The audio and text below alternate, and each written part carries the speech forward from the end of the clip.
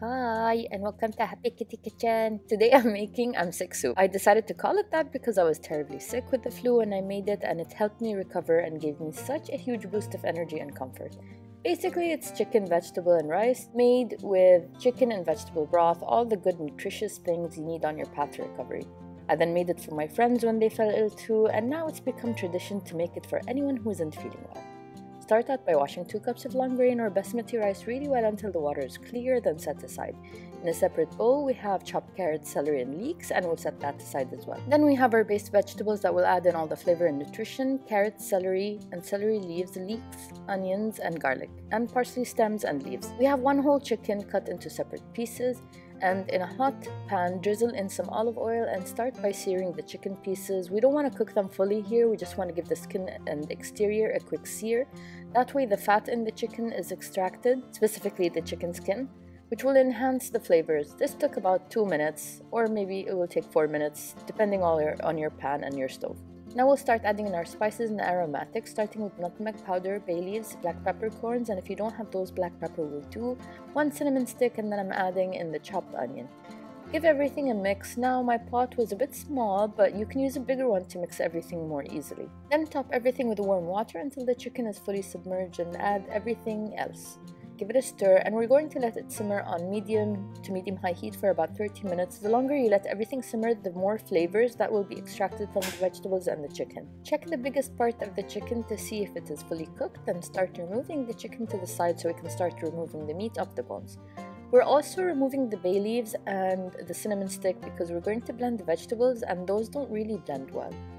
Scoop out the vegetables and set them aside in a bowl or directly in your blender and add in some of that stock water too so they can be easier to blend and have a smooth consistency.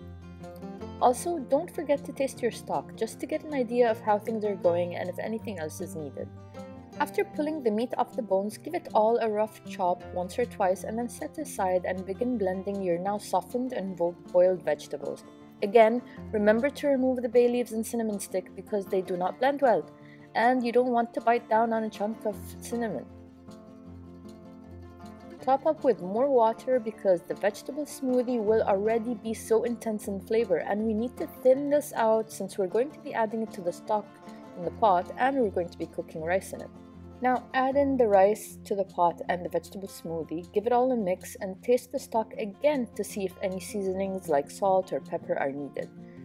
Set the heat to high until the stock starts to bubble, throw in the vegetable chunks, or if you like your soup to remain chunkless, skip this altogether. Throw back in all the chicken or the amount needed, which is what I did because I like to keep the remaining chicken for other dishes or sandwiches I like to make later on. Give this all a stir and wait until the rice is fully cooked and you're done.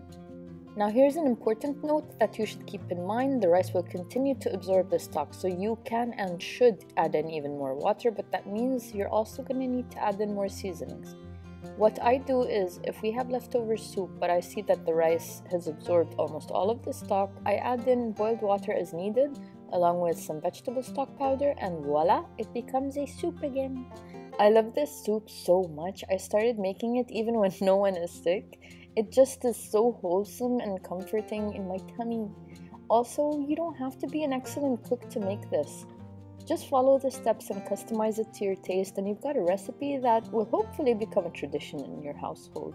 I truly do hope you try making it, and if you did make it this far into the video, thanks for watching and have a great day. Bye!